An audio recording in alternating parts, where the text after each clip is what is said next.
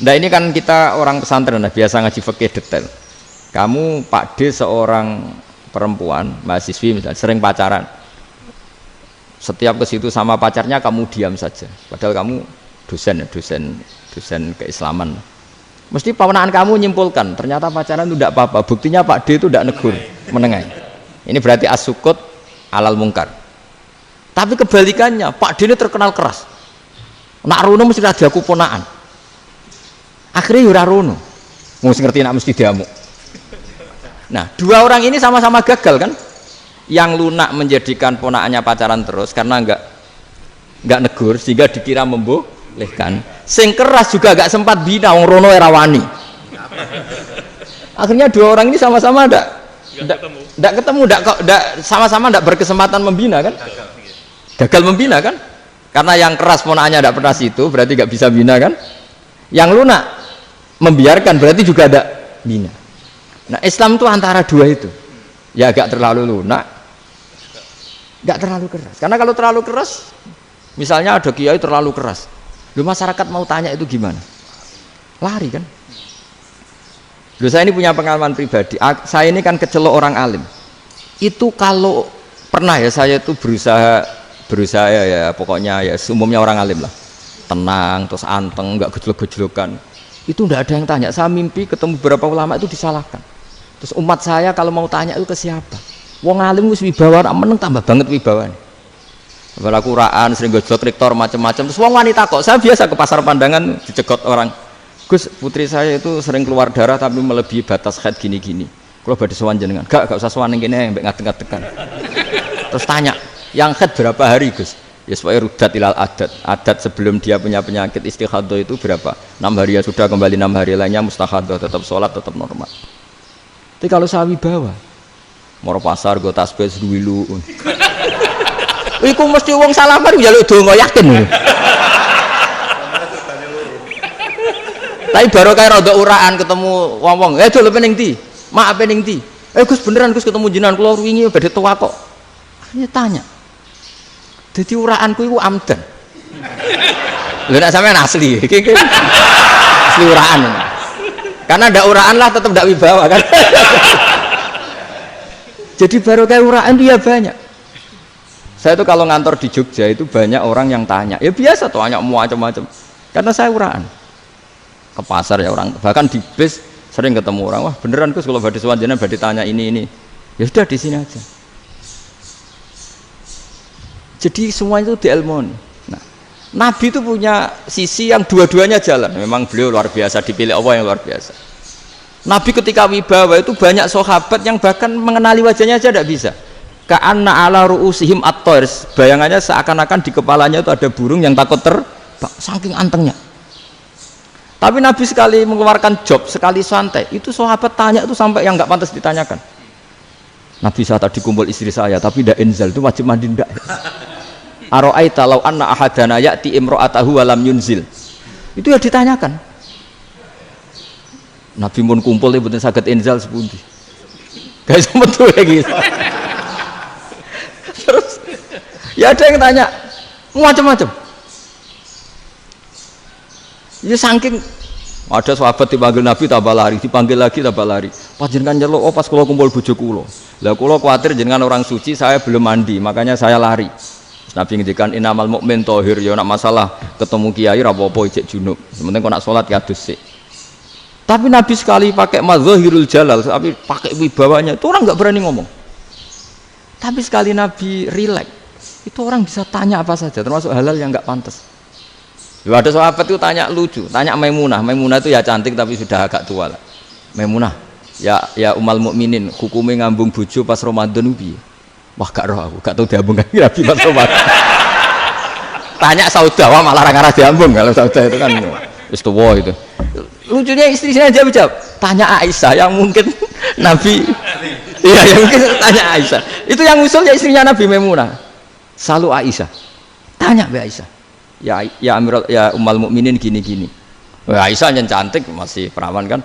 Qabbalani Rasulullah bahwa oh Nabi biasa ngambung-ngambung pas Ramadan dan beliau tetap puasa. Akhirnya fakih ngarang kan wa takbil fi Ramadan wa tublah la tubtilu shauma ngambung ora. Iku udah biasa di sini. Ya nasi bojone ayu. Ndak ini artinya seasik itu. Jadi garwane Nabi sing ngrasa rodok tuwa. Wah, aku ora tau. Kok isa. Serilek itu dulu itu. Maksudnya orang-orang Islam pertentangan itu. Maksudnya ya balik semua ini bedanya orang pesantren sama orang kampus. Kalau orang kampus mau cerita agama itu rahmatan lil alamin, tapi nyontokno rileke ora iso. Agama itu rilek, tapi nyontokno rileke ora iso. Mergo ora pati ngaji. Contohnya ora iso, dadi mau gawe kaidah kok Islam itu rahmatan. Jadi Nabi itu lah, Allah juga gitu. Allah itu kalau sudah memperlihatkan madzahirul jalal, itu mbok malaikat Jibril rawani. Ketika Allah dengan madzahirul jalal. Tapi kalau Allah dengan madzahirul jamal, madzahirul apa? Jamal. Iku ya gojo-gojo kan ambek makhluke gojo. Ya buli-bulian cara sakniki. Ya sampean delok ning hadis syafaat itu, akhiru man dakhalal jannah atau akhiru man kharaja minan nar, itu di beberapa judul. Ada seorang rojul yang ahli neraka ya, dintas mbek pangeran terus ditudono swarga. Gusti, swarga ngiler tok ora wong wayu roh, wis wong ngiler tok. Ngerjaluk Gusti mosok roh tok ora oleh mlebu. Jarimu asal mlebu metu kon neraka ora jaluk-jaluk meneh. Sumpah lho ya, gak jaluk apa-apa meneh. Mboten Gusti. Sekali saya keluar dari neraka ndak akan minta apa-apa lagi. Wis. Wallahi, wallahi. La as'alu ghairaha. Mesti ghaira khoslah, ghaira tilkal khoslah. Ya niku pokoke selain keluar dari neraka saya ndak akan minta lagi. Didono swarga wong do kelon seruwibet kan. Sing bojone elek kan dendam dadi ning swarga iki. Swarga wis macam-macam. Gusti mosok roh tok ora oleh mlebu. Jarine janji ra njaluk meneh. Akhire ya wis didelokno neraka. Jadi pangeran jawabe gampang, didelokno neraka. Roh neraka begitu menyakitkan, begitu ngeri. Sudah Gusti saya tidak minta surga, sementing enggak masuk neraka. Rabbana srif anna adzab jahannam. Setelah lama itu dihadapno swarga njuk mlebu swarga, terus dihadapno neraka. Akhirnya ya sudah. Saiki mlebu swarga gak apa-apa. Iku jawabe lucu. Atas taziu jenengan ngenyek kula. Wong karuan ra di swarga kok mlebu swarga. Terus akhirnya mlebu swarga, kan mlebu swarga tamanna, sangen-angen sing mbok jaluk apa? Orang angen-angen yang indah-indah, laka wa asratu amsal. Ya iku tak turuti wa asratu amsalih lan lipatan ke-10. Jawabe wong lanang ya lucu. Atas tazi ubi wa anta rabbul alamin. Jenengan pangeran kok ngenyekan. Maksudnya wis karuan aku ora pantes.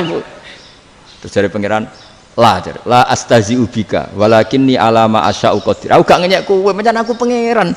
Nuruti kowe iku iso. Jadi Allah sendiri ketika dengan madzahirul jamal itu malaikat ya ono sing wani bantah. Masyhur itu kan malaikat sing bantah pangeran ataj alufiya mayufsidu fiya wasfikut. Karena Allah dengan madzahirul jamal. Sing paling masyhur Nabi Musa. Nabi Musa itu ketika Nabi Mi'raj. Nabi Mi'raj itu beliau kira-kira di langit keempat lah yang masyhur atau kelima. Ngelangkai.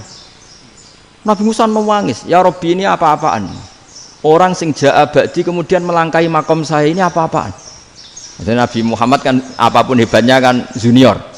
Kok melangkai makom saya ini apa-apaan? Enggak fair. Sampai Nabi Muhammad itu tanya gini sama Jibril. Reaksi Allah gimana ketika melihat Musa seperti itu? Jawab malaikat Jibril lucu.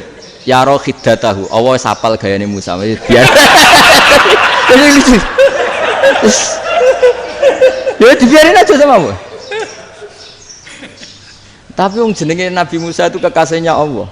Tetap berkah bagi kita. Betul. Ketika setelah Mi'raj diwajibkan sholat 50. Gentenan Nabi Musa kelihatan nabinya. Sebenarnya Nabi Musa itu sebetulnya loh, enggak menguntungkan kita sebetulnya. Tapi yang menguntungkan. Sebenarnya enggak niat menguntungkan kita, tapi menguntungkan. Nabi Ibrahim kan di langit ke-6, keren lah. Konti jong ketemu Allah ngeten-ngeten kan sholat 50. Karena Nabi Ibrahim terkenal Nabi baik enggak bantah. Bareng Nabi Musa. Kenapa diceluk pangeran? Kula kan salat ping 50.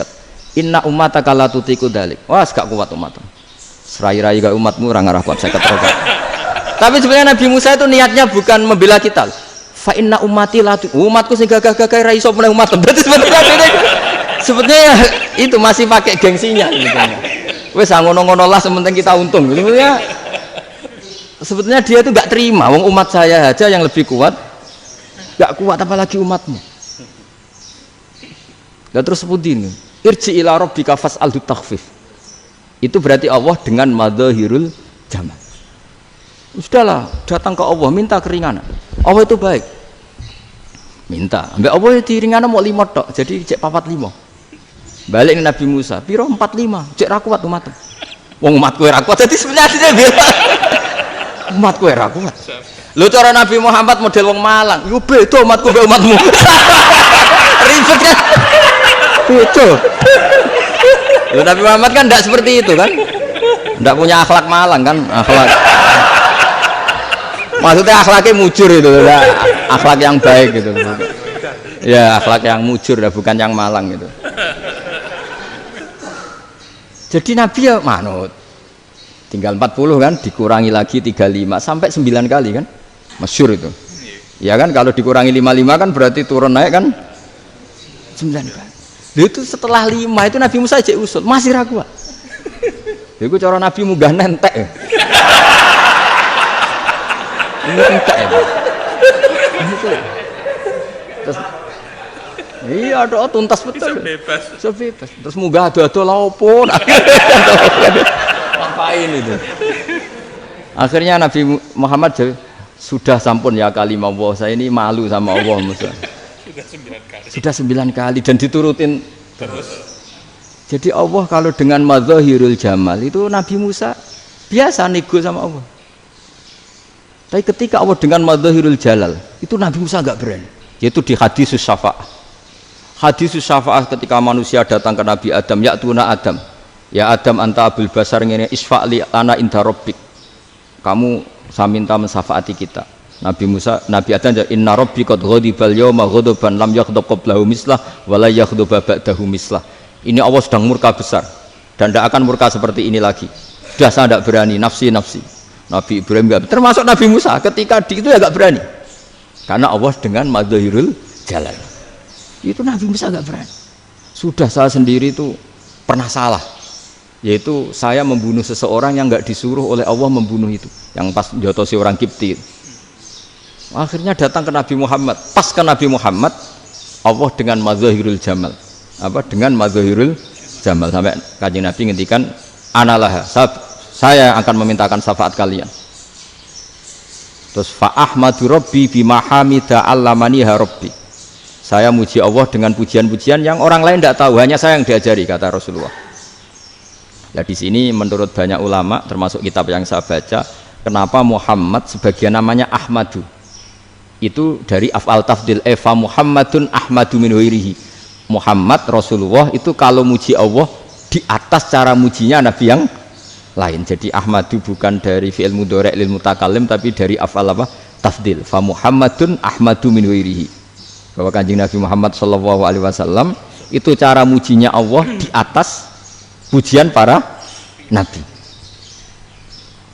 Makanya di sini Sayyid Ali Zainal Abidin kalau muji hamdal hamidin wa fauqa hamdil hamidin. Jadi pujian saya ini di atas rata-rata cara mereka apa? Memuji. Yaitu sirinya apa? Nabi itu tahu bahwa akhirat itu tidak bisa batasi Allah. Kamu tidak bisa nyemprit Allah. Allah, ini akhirat loh. Amal sudah tidak manfaat. Ingat itu. Tidak bisa seperti itu.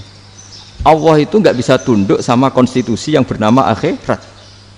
Artinya Allah meskipun di akhirat tetap duwe hak yaf'alu ma yasa atau yaf'alu ma yurid. Nggak bisa kamu terus wah ini akhirat amal ra iso dikirim wong mati, amal ra iso dikirim. Yo pangeran kok mbok atur.